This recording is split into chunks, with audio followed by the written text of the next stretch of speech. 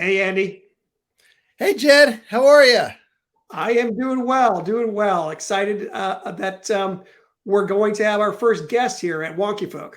I know, and this is like a poor man's version of Smartless. We have a mystery guest. We'll get to that in a second. So for folks who this is your first time or you've never watched this podcast or you've been to the Taylor Swift concert and lost your memory and so you need to be refreshed, this is WonkyFolk and with Jed Wallace of Charterfolk and a leading charter consultant, and I'm Andy Rotherham of Bellwether. And today, though, this will be a WonkyFolk that's going to go deep on charters. And the reason is because there was a big study that just recently came out about charter schools, the third in a series, and it's by CREDO at Stanford. And it's important. And so Jed and I tried to figure out like who would be a really good person to have on, who incidentally will also be our first guest ever on WonkyFolk. And we were trying to figure out who would be a great person to have on to discuss this study and its implications. And so we chose none other, and we were delighted to have an accepted invitation from Macke Raymond, who is the lead. We figured go straight to the source. So who better than the lead investigator and the leader of CREDO, who's been on this issue and doing these studies for well more than a decade now.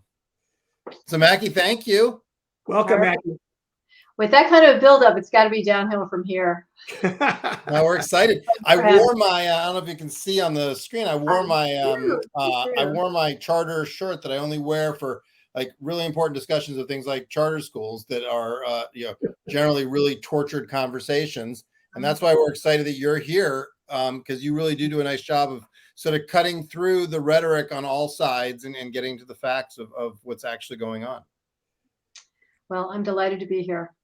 So I'm playing straight man to Andy Rotherham. That's a good one. But Macke, delighted to have you here for sure. I'm going to take the first question because I do think we're going to focus a lot on charter school issues. But what's great also are the implications for your study as it relates to public education more broadly, all sorts of decision points, about what society is doing in terms of our commitment and our policy making as it relates to public education. So we'll go in a lot of different directions, but I want to start with kind of the heart of the matter and what are the takeaways from your standpoint, the most important ones that we should be looking at as it relates to the performance of charter schools over a multi-decade timeframe.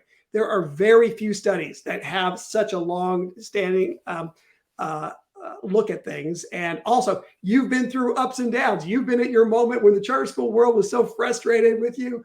And, there has been also this moment of like, hey, can you please do more? And, it's always a struggle to get the quality data. And now you've been able to do it. So just very intrigued to hear what your thoughts are about the most important thing we should be thinking about, given that multi-decade frame that you bring to the work. Sure. So great way to start. Thank you. So as I look across all of the data from all three of the studies, the thing that really stands out for me is the fact that there are so many schools in our sample that demonstrate improvement over time in a time frame where that wasn't the case for the nation. And so when I think about what the charter proposition does for schools, I think it creates the right kind of incentives for the adults in schools to do the right thing by kids. And that is, for me, the largest takeaway. So go ahead, Jed, please. Well, I wonder, there are so many different findings that you have, within your story. I mean, this idea of a sector that's grown to serve millions of kids to be able to improve at that scope, it just, seems pretty unprecedented. But there are all sorts of sub-stories. There are concerns. Hey, we aren't doing as well with white kids. Hey, we've got our challenges as it relates to special education. How do you think what's the right way to present the study in its totality? What's the right meta frame while also maintaining, or encouraging the movement to keep enough integrity to keep focused on the things that still aren't good enough yet? And Mackie, when you answer that, that's a really important question, particularly that last part, like for charter proponents, but also just for folks. I feel like some folks may be feeling like they're joining a play in the third act here. Just talk a little bit about the study, the method, how you do it with the virtual twins, and talk about this study. What's the timeline we're looking at? Think like help readers also understand what specifically we're talking about here. Okay, I'll start by answering Andy's first, and then Jed, I may have to circle back to you and get the question refreshed. I also have to say, as a scholar of education policy in the United States, I want to put on the table that our team doesn't pick as an advocate any particular policy or program to endorse. We let the data tell us what the answers are. And so when we set out to examine the performance of charter schools, we wanted to know really what was the impact they had on student academic learning and progress over time. And so our entire method is focused on what do kids learn. And in order to do that study, there's a lot of concern that you don't get to compare charter schools to district schools head to head like that, because they might not have the same kids. So we developed a methodology where we created a very complicated matching methodology. I'll spare you all the details. But what we end up with is essentially twins. The only difference between the twins is that one student is enrolled in a charter school, and the other example is students who enroll in district schools that the charter school students otherwise would have attended if they hadn't gone to the charter school. So very, very tight geographic comparisons and very tight demographic comparisons. Based on that, we've been doing this for a really long time, and we've seen the results go from really strong, negative, and statistically significant, which is what we came up with in 2009, the first time we did the study, to now in the 2023 study, in both subjects, reading and math, students in charter schools are learning more than their peers in traditional district schools are learning in the space of a year. And we think that that trajectory over the 3 studies that we've done is evidence of the fact that schools themselves are improving in little bits and little bits and little bits. And over time, they actually have created these greater gains for students. That's an incredibly important finding. It's not just a charter school finding, it's an education finding. And we're really excited that we were able to see that in the data. Yeah, I took over Jed's question. Yeah, I started at CCSA in 2009, and we already knew from a variety of other data sets that we had some serious quality issues in the movement. And 2 mandates: get better in advocacy, but the other one, find a way for us to begin to nudge the entire charter school sector toward greater performance. And your study really put in repose just how important that was. So my question for you now, going back to the one I'd asked before, is there's the meta story, this incredible story of a multi-million student sector actually being able to improve itself. But there are sub-stories as well, where maybe it's not as good, or maybe there are sub-stories are even better than the meta story. But how do you think we both keep the focus on the I think very positive meta story that's happened, while also have the integrity to keep pushing ourselves in those areas? And everything gets so politicized. It seems to me like charter, detractors, all they want to do is focus on our problems, and charter advocates can err in the other direction. What's the right way to keep the mix here, Mackie? Well, I think I can give you the thumbnail answer by pointing to the title of this 3rd study. We have named this study, as a matter of fact, the National Charter School Study 3. And the reason that we did that was because of all of the thousands and thousands of times when we have heard some small slice of opinion or position about schools that are in the charter sector that just don't hold up under scrutiny. They don't hold up to the data. And so what I would say is, along with Andy's t-shirt, it's not just a completely vanilla story. I mean, there's very, very strong positive news that we see in the study that we have brought forward. And we really want to celebrate that, particularly in this post-COVID world where the need for evidence-based strategies for student success has never been higher. This is good news for everybody. But we also want to be, completely honest about the fact that there are still pockets within the charter school landscape where there are students that are not learning as much as they should. There are pockets where schools are not performing as well as they should.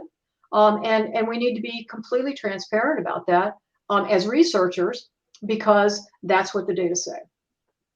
Yeah, so I want to talk about those pockets. I appreciate the T-shirt call out. I think something that will surprise people in our extensive market research. People think people are coming to this podcast for the education policy discussion. It's actually our fashion choices, it turns out, is what's actually driving listenership. Yeah, which was a surprise to us as well. So you talk about those pockets, like dig in both in terms of types of schools, types of kids. Like what are some things we should be attentive to? Because I do think one of the things I've respected about these studies since the start is, as you said, they don't flinch on the bad news. These aren't exercises in messaging and so forth. And so I think that's what makes them valuable and credible over time. But talk about what we did see some places here where there's obviously a lot of room for improvement. Sure. So let me just say, across the entire student population that we studied, we saw that there were particular student groups that did not learn as much as they would have had they gone to traditional public schools. I would call out here Native American students, even though they constitute a small percentage. The learning gains that they post are just not anywhere near what they need to be in order to prepare those students for the life that they will eventually inherit. The same is true for students who have special education needs. They are just not getting the kind of education in charter schools. And this has been a persistent finding across the studies that we've done, not just these national studies, but when we drill down into particular areas, particular geographies, we see this as well. So this is sort of a collective finding for the entire movement. And then finally, the one that just continues to distress are the student results for students that are enrolled in virtual charters. The learning that they get there is so far dramatically under their peers in traditional district schools that we just have to call it out. There's just no way around it. Yeah, that's been an ongoing issue. Like, do you want, to talk about that? That's been, if a virtual school proponent were here to sort of try to give them their due and steelman their argument, they would say, well, like there's a lot of variance and kids don't go to virtual schools because they were doing well previously. They go because they're struggling and they're looking for a fit. And so they're trying this thing. Like talk about why do you think that is? And to the extent you agree with this, why do even the strongest arguments from virtual supporters fall short? Well, I want to say I'm going to be drawing on not just this study, but our earlier study of virtual charter schools. And there we partnered with Mathematica and also with the Center for Reinventing Public Education. So we brought a larger body of knowledge to that study than we were able to do in this study. The results continue to be concerning because a lot of the claims just are not substantiated. The claim that the students all come to virtual schools because they have had X in the past. And that X has actually changed over time. When we first started talking about this, it was that they were bullied. Then it was because they had some particular categorical learning challenge. Then it's now because they were, they're in post-traumatic stress. The argument continues to be it's a student-based problem and therefore we should be off the hook. And I just want to say, if you're a charter school, your job is to figure out how to meet kids where they are and bring their learning forward. And I don't care whether you're talking about a Native American population, whether you're talking about Hispanics or ELL or special ed or white kids in suburbia. I don't care. Your job as a charter school, the reason that you've been given a charter is to do exactly what I just said. Take kids from where they are and move them forward. And so after all of the time that we've put into virtual education, the fact that we have gotten results this time that are even worse than last time, and this is before the pandemic hit, I'm just boggled. I'm boggled why this is a conversation we continue to have. I think Yeah. my experience in this is that, if you can come up with minimum performance expectations that apply to charter schools, the vast majority. There are some that are in prisons, and there are some that are working with certain populations of, alternative students, where maybe that we need to have something very specific and different. But across the vast swath of schools, it is possible to identify minimum performance expectations that would apply to absolutely all schools. And if the movement and policymakers have the fortitude to simply enforce those, we will address if we have disproportionate problem in virtual schools. You will see that those schools will face a reckoning or improve. And it's important for us to do that. I guess my question for you, Macke, is where do you think societal opinion is on the use of standardized tests? Generally, are we wavering in our commitment? Is it harder for you to get the data that you need to do these kinds of tests? What's the future here? Are we going to be able to sustain enough focus on student learning such that your kind of studies, can continue? And what does that mean for society more broadly if the answer is no? Society more broadly, let's talk about the future of CREDO. Both of these things align in this question, because the work that we've done for the last 20 years requires that we be able to access student level data of a preponderant number of students in each of the places that we study. So states necessarily need to be educating the majority of students in public schools in environments that are tested on a regular basis. A number of those assumptions are starting to not necessarily hold true. So we see in the most recent enrollment data that there are a lot of students who are electing not to be involved in the public sector for education. We see a lot of legislative activity that suggests that we're going to see more and more students taking advantage of alternative pathways to education, whether it's homeschooling or micro schools or private schools or whatever through the ESA programs. So that, in addition to a sort of a, shall I say, a softening of the commitment to testing students on a regular basis that we see in a number of states, we're not convinced that the record about what kids know is going to continue into the future. And I think that that's a real threat to the kinds of performance expectations that we need to be able to place on schools, especially now. And so I have the concern, not just for my team, but for the nation as a whole, that while we have an active conversation about whether testing is good or how to make testing better, I would like to make sure that we don't lose the signal that we do get from testing until we have something better to replace it with.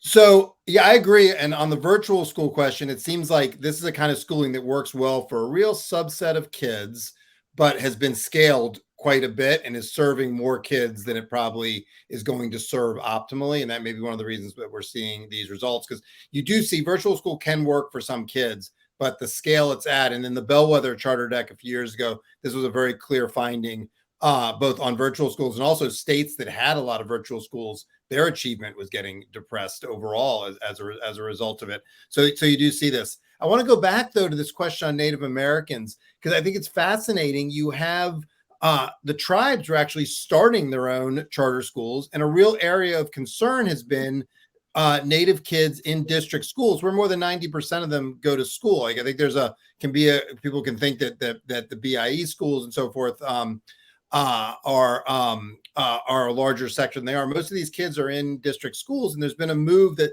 they're not being well served there. So how do you address that and put them in schools that are going to be more culturally affirming, be better? And yet we're seeing these results. So talk a little bit more about that, Macke. Like, what are your hypotheses for why we're seeing that? How should advocates be thinking about that? So I think it's a really important sector of concern for the charter school community. My sense is that the models that have been introduced in the Native American serving schools that we see are not culturally affirming. I would also say they're not necessarily sustainable in the environments in which they're placed. And so I think that there's a fundamental mismatch between the schools that enroll Native Americans in charter schools. I should note that the schools that have Native American students, there are very few where the Native Americans are themselves the majority of the students. So we're still seeing the same problem that you just mentioned for the district schools, where we're seeing small slices of the student population be Native American and slotting into other charter schools across the country. And I think there it's very easy for students to get missed and to not be the center of attention. So the reservation and tribe-based charter schools are trying to do a different thing, which I applaud, and I'm looking forward to learning more about as time goes on. That's great. That's really interesting. Talk about one other subset of kids. You know, a big push you hear in the charter world politically, and something Jed and I've actually talked about on this podcast, is how do you build a suburban political strategy, and how do you build, you know, how do we keep charters right now are still disproportionately sort of a function of urban politics and haven't really penetrated the suburbs as much. As how do you build a broad-based movement? Yet some of the results that you find seem to raise questions about that as a sort of efficacy strategy in terms of actual, as you said earlier, actual teaching and learning, leaving aside the politics. So how should we think about those results? So the suburban results that we see are literally in comparison to suburban schools. And so when we don't see a necessary advantage to going to a charter school in that specific achievement context, that might not be a bad thing. Let me just say, we would always want to see charter schools doing strong academic progress for kids.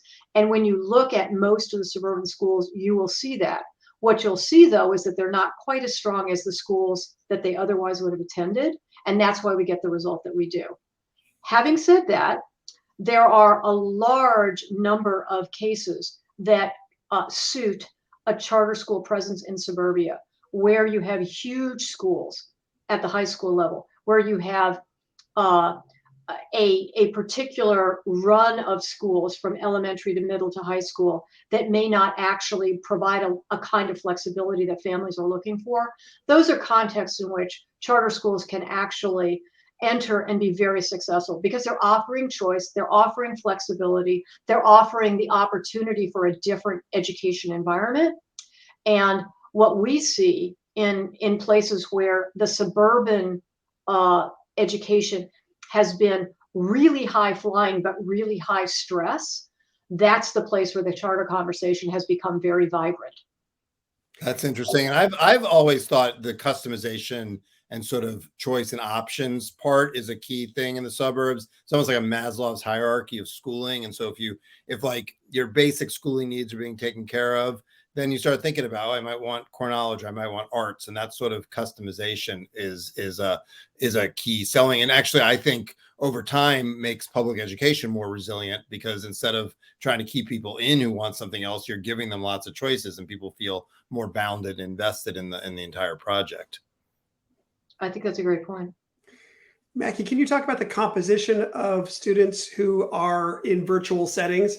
My intuition is that we would have a larger percentage of those students be Caucasian than in other classroom-based settings.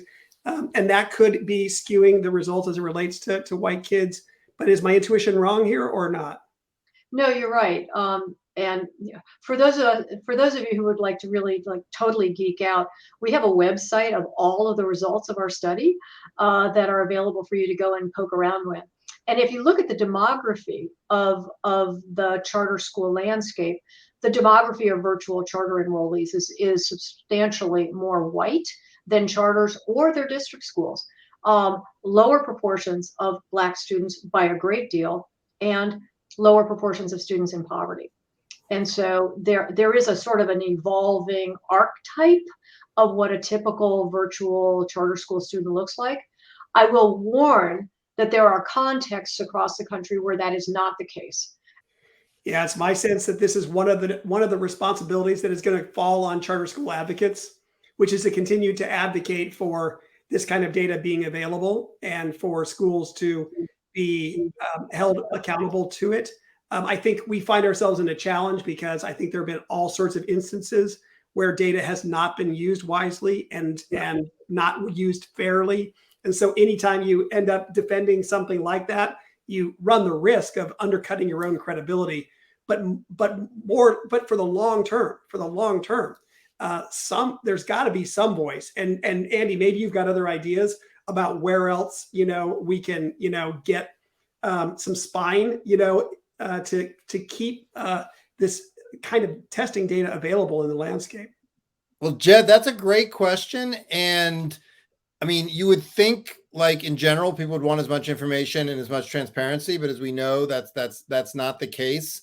And so I do think we're under a lot of pressure here. We're seeing even like post-pandemic, it's been a struggle to get test score data released in a lot of places. And I think in some of those places, and we talked about a few weeks ago, New Jersey, I think one of the reasons maybe it told a pretty good story about charter schools and a less good story about traditional public schools. And there's obviously politics around all of that.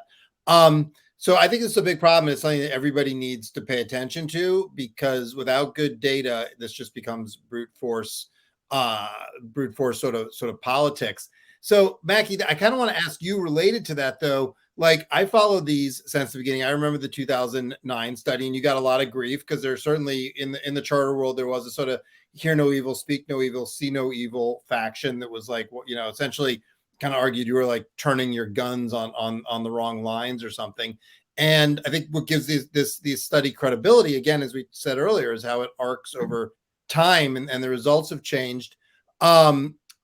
But how it seems like we're still heavily anchored on, I still hear a lot about the 2009 results when you listen to advocates. It's like they're like frozen in amber or something. And like this one and the last one for that matter didn't seem to get quite as much attention, which is striking if you just step back and are like, we've created this enormous cohort of schools. This is, if you think about sort of the history of public education, this is one of the more ambitious experiments and innovations historically that we have seen in this country. And these results keep coming in and they're changing. It's an evolving story. You would think there'd be more interest and curiosity, and yet I just didn't see a lot of attention. Maybe it's the old adage, if it bleeds, it leads. And so good news, or somewhat good news didn't get the attention. But like, I'm just one observer. I mean, you were at the epicenter of it. How did you experience, is there a changing appetite around what kind of news, the level of information, what's going on? So I want to make a distinction between folks who are actually engaged in the crafting of policy and the public media. And I think the statement that you just made applies pretty broadly to the public media. I mean, we have learned from our past studies that a lot of this is a slow burn, that particularly as we continue to talk about or place op-eds in particular places, other news vehicles start to pick up on it. So I'm a little bit surprised at the media reaction this past week, but I'm not ready to pack the tent yet. On the policy leadership side, though, I have to say it's been a very different reaction this time. Most of our state partners require us to do briefings with them before the report is released. And of course, we would want to do that anyway. And the conversations that we've had in those settings have been much more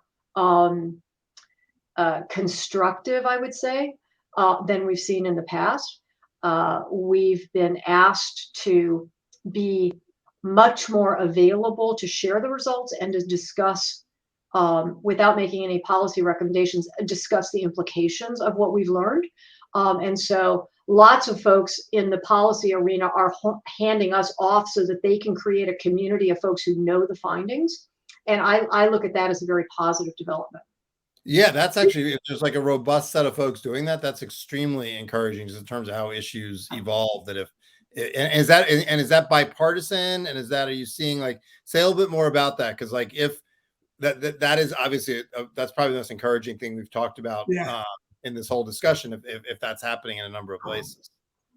Yeah, so one of the things that's happened over the long term that we've been doing this research, and as you spoke about keeping these data relationships going, is that I think we've actually worked ourselves into, I wouldn't call it allies necessarily, but at least respected colleagues in a number of places that you would not normally think we would have any kind of traction.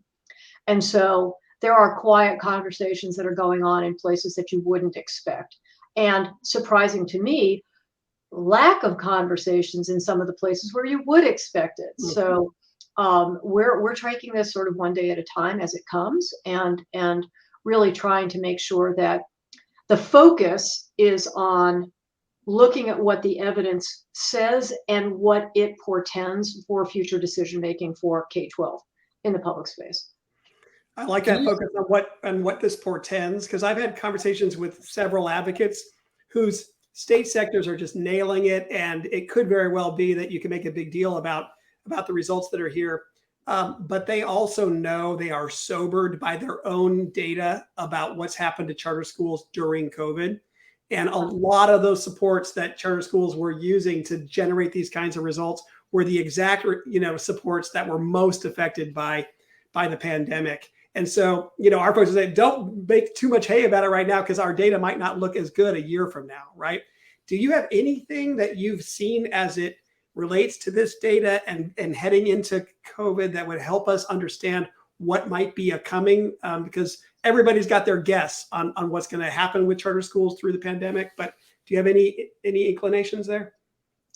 So we don't have the kind of longitudinal student level data that we have used in these studies. But during the pandemic, we actually did do a fair amount of research about what was going on in charter schools. And we zeroed in on three very different states, I should say. And what we found was that many of the things that we had believed before about what made charter schools different were evident in spades. And what I really mean here is what we saw was a much faster responsiveness of school teams to the changing conditions of the schooling that they faced, that they literally turned within a few days to an alternative learning model and insisted on learning as they went along and continuous improvement as they went along.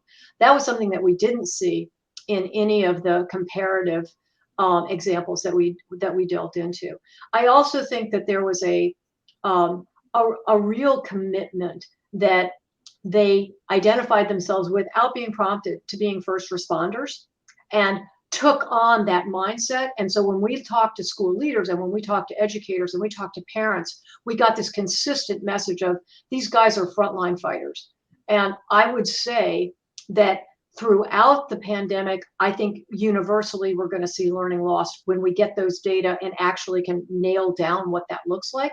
I think we're going to see learning loss no matter where we look. But what I would say is I think both the magnitude of that I anticipate would be smaller, and I think the resiliency of those teams to get back on track is probably higher. Those are my predictions. Interesting. And I mean, and you square that with, we've got some very, very preliminary data in the NAEP findings. And Mhm. and so that's what you're sort of grounding that as well as what you're seeing. Well, and through some of the formative assessment providers that Yeah. we partner with, we can see some of those interim results starting to come through. So I don't want to get too far out in front of the data because frankly, there's not enough of it to be able to say things, sort of with the kind of authority that these other studies provide. But the early indicators are pretty encouraging. So let me ask you a question about just the funding of this project and what it portends, Macke. You've been able to do this for a long time, and it seems like maybe the real risk was after 2009, people just like throw in the towel and stuff. And instead, you've been able to keep these studies going. And as you said, and we'll put in the show notes, there's studies of particular states, there's studies of cities. It's a treasure trove of data on charters. And we've had, over the last 20, 25 years, a problem in the sector of funders will quickly lose interest in something, move on, often before the results are even in. I mean, like the Gates Small Schools Initiative is sort of exhibit A, but you also saw that around teacher evaluation, some other things. The whole Annenberg challenge. Yeah, exactly. Yeah, exactly. Exactly. You've been able to like keep with this and keep it going, which is, you know, enormously important because the learning does happen over time. This is not sort of a point in time thing. It's an overtime thing. So talk about like, how have you been able to do that, and what should we be doing more of? Like, what are the broader implications for the field, you know, even beyond charters and so forth, of this kind of work you've been able to do? So it's a wonderful question. And when we put the results of the 3 studies together and we saw the upward trend across all of these 3 studies that emerged, for us, it wasn't a wow, look at that, charter schools are really pushing it here and they're doing really well. Obviously, we were happy to see that result and we are happy to bring those findings forwards. But for me, the real insight there was policy takes a really long time to mature. Yeah. And it takes an endurance that I don't know is well matched to the context. And so you asked about the funders. I have to give credit to the legislatures that continue to endorse the policy over time. I give credit to the school teams that continue to battle on when they're faced with the kind of political uncertainty that they've faced over time. And I really appreciate the authorizers who have been diligent about applying new standards in increments so that the incentives work in the directions that they do. So for me, what we've got here is we've got a collective mix of a lot of different stakeholders who are in it for the long haul and are willing to stand tough over the long haul. And that for me is the big insight of that trend line that we see.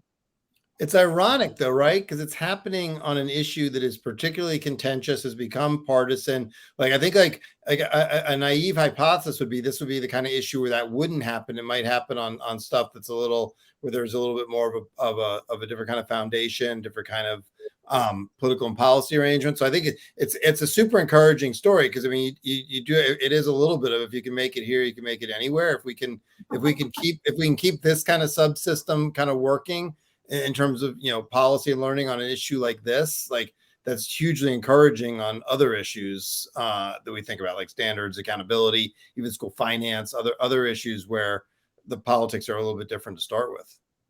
I think that's great. I also don't want to minimize how much effort it took to keep the game going. So let me just say, a lot of feet on the line standing in the fire. So yeah. And guys, I'm really sorry, but I have my annual meeting with the boss in 4 minutes. That's all right. Well, it's a great note to end it on, the mixed metaphor of feet in the fire.